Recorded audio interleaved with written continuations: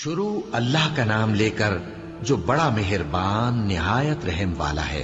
الف لام میم را۔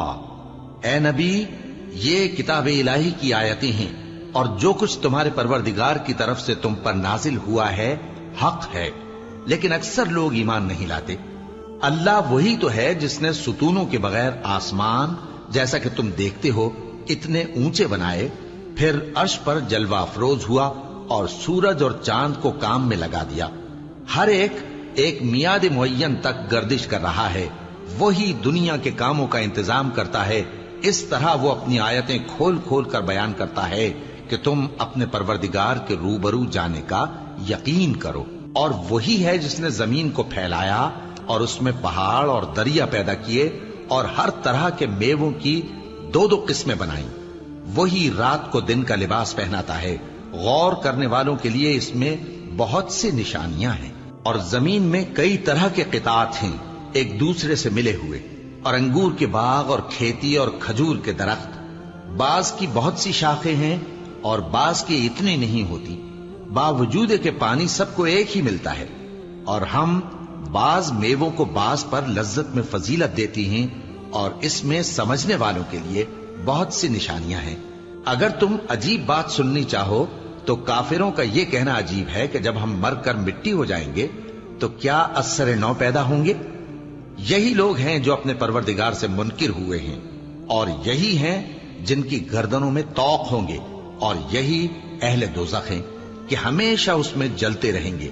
اور یہ لوگ بھلائی سے پہلے تم سے برائی جلدی سے مانگتے ہیں، یعنی طالب عذاب ہیں، حالانکہ ان سے پہلے عذاب واقع ہو چکے ہیں۔ اور تمہارا پروردگار لوگوں کو باوجود ان کی بے انصافیوں کے معاف کرنے والا ہے، اور بے شک تمہارا پروردگار سخت عذاب دینے والا ہے۔ اور کافر لوگ کہتے ہیں کہ اس پیغمبر پر اس کے پروردگار کی طرف سے کوئی نشانی کیوں نازل نہیں ہوئی؟ اے نبی، تم تو صرف خبردار کرنے والے ہو، اور ہر ایک قوم کے لیے رہنما ہوا کرتا ہے۔ اللہ ہی اس بچے سے واقف ہے جو عورت کے پیٹ میں ہوتا ہے، اور وہی پیٹ کے سکڑنے اور بڑھنے سے بھی واقف ہے، اور ہر چیز کا اس کے ہاں ایک اندازہ مقرر ہے۔ وہ چھپی اور ظاہر چیزوں کا جاننے والا ہے، سب سے بزرگ ہے، عالی رتبہ ہے۔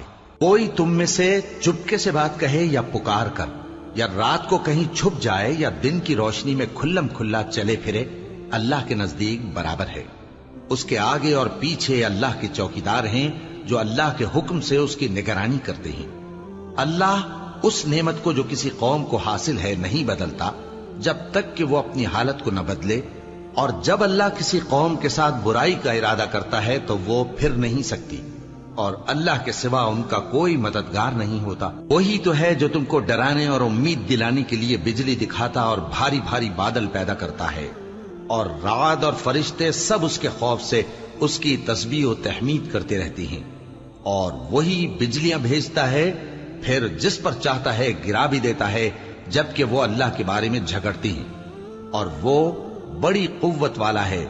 کام کا پکارنا تو اسی کا ہے، اور جن کو یہ لوگ اس کے سوا پکارتے ہیں وہ ان کی پکار کو کسی طرح قبول نہیں کرتے، مگر اس شخص کی طرح جو اپنے دونوں ہاتھ پانی کی طرف پھیلا دے تاکہ دور ہی سے اس کے منہ تک آ پہنچے، حالانکہ وہ اس تک کبھی بھی نہیں آ سکتا۔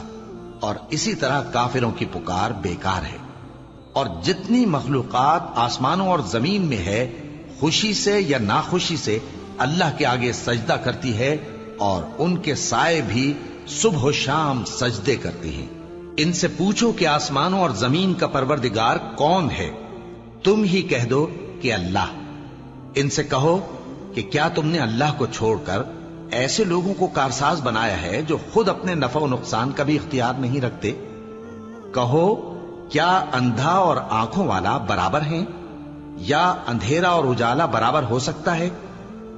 بھلا ان لوگوں نے جن کو اللہ کا شریک مقرر کیا ہے، کیا انہوں نے اللہ کسی مخلوقات پیدا کی ہے جس کے سبب ان کے لیے مخلوقات مشتبہ ہو گئی ہے؟ کہہ دو کہ اللہ ہی ہر چیز کا پیدا کرنے والا ہے، اور وہ یکتا ہے، بڑا زبردست ہے۔ اسی نے آسمان سے مے برسایا، پھر اس سے اپنے اپنے اندازے کے مطابق نالے بہہ نکلے، پھر پانی پر پھولا ہوا جھاگ آ گیا، اور جس چیز کو زیور یا کوئی اور سامان بنانے کے لیے آگ میں تپاتے ہیں اس میں بھی ایسا ہی جھاگ ہوتا ہے.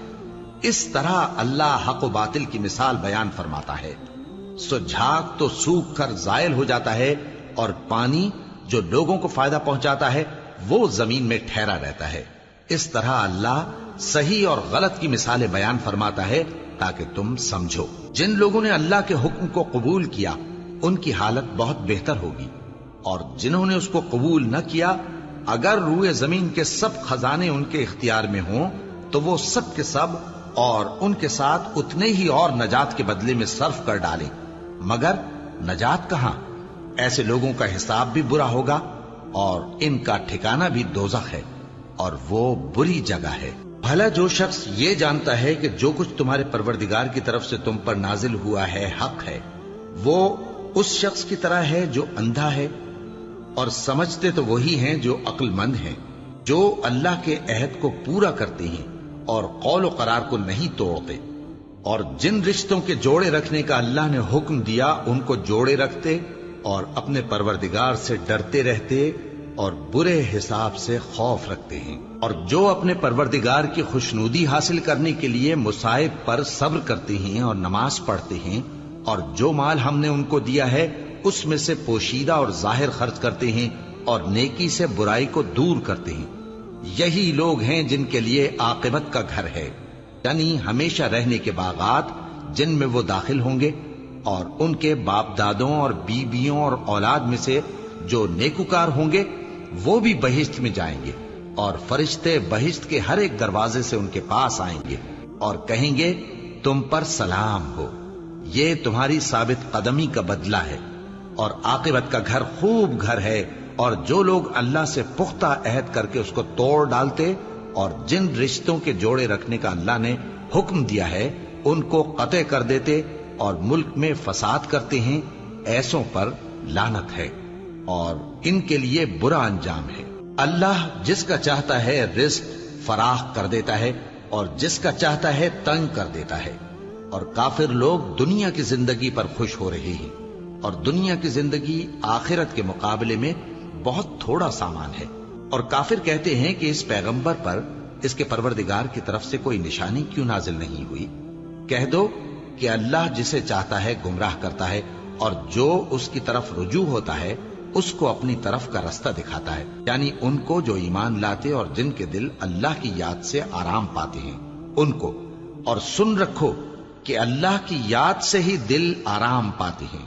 جو لوگ ایمان لائے اور عمل نیک کیے ان کے لیے خوشحالی اور عمدہ ٹھکانہ ہے. جس طرح ہم پہلے پیغمبر بھیجتے رہے ہیں اسی طرح اے نبی ہم نے تم کو اس امت میں جس سے پہلے بہت سی امتیں گزر چکی ہیں بھیجا ہے، تاکہ تم ان کو وہ کتاب جو ہم نے تمہاری طرف بھیجی ہے پڑھ کر سنا دو.